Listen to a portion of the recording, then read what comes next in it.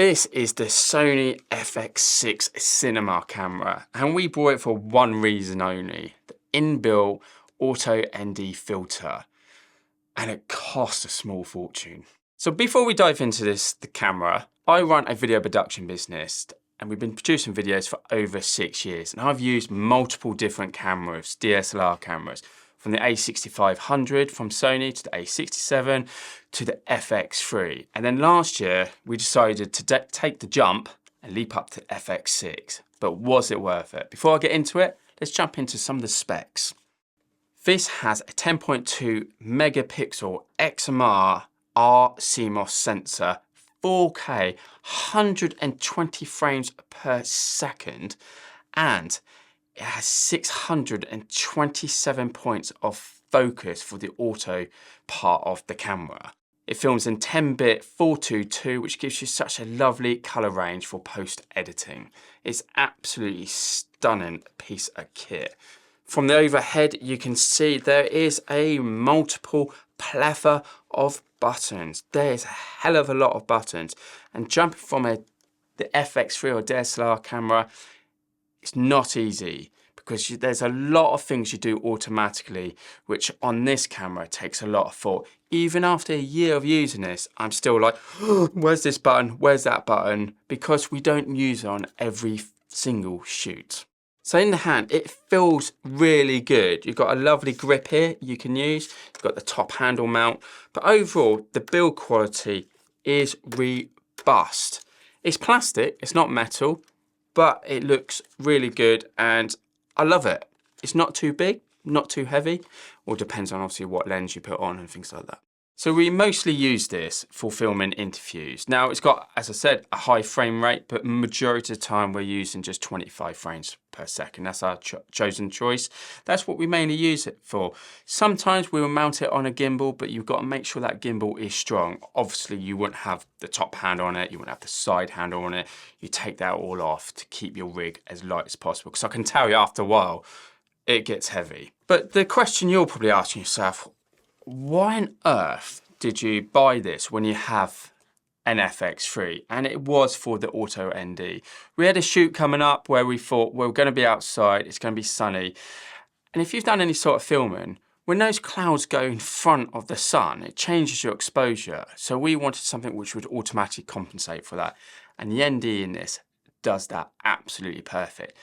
Another scenario is where you're going from inside to outside, so the exposure changes, but you can keep all your settings, like your ISO setting, your aperture setting, locked off. Allow the ND to do its job. Now, as I mentioned, this is not easy to use. You have buttons all around here. You even have multiple buttons. Like for example, you've got the record button here, got the record button here, and then you've got the record button here. So it will depend on how you handle this and what you're particularly filming. So it's great. It's got everything you need. You've got your ISO, you've got your shutter, you operate the menu through this clicky little device here, or you can operate it via this button on here, and you can operate it here. You see where I'm going with this. There's multiple ways of using it. Now, if I was using this every single day, it becomes second nature. But when you switch in between cameras, it does your head in. It's a bit like driving on the left to driving on the right with this, but it is worth every penny. Has a great battery on it. I'd always suggest getting an additional battery to go on it to give you a lot longer recording time. Now, we mainly shoot for social media and YouTube channels. This is made for TV, so you've got a lot of ports on the back here for SDI, TV quality stuff. We've never used them, we've not had the occasion to use them, but you've got the capability for TV work with it. That is why it is a cinema camera. Now, as I said, we bought it for the ND, but the one thing it doesn't have is in-body stabilization because it's not designed for it. In-body stabilization, if you don't know what it is, it stabilizes the footage. So if you are filming like this, you're gonna get jitters from it.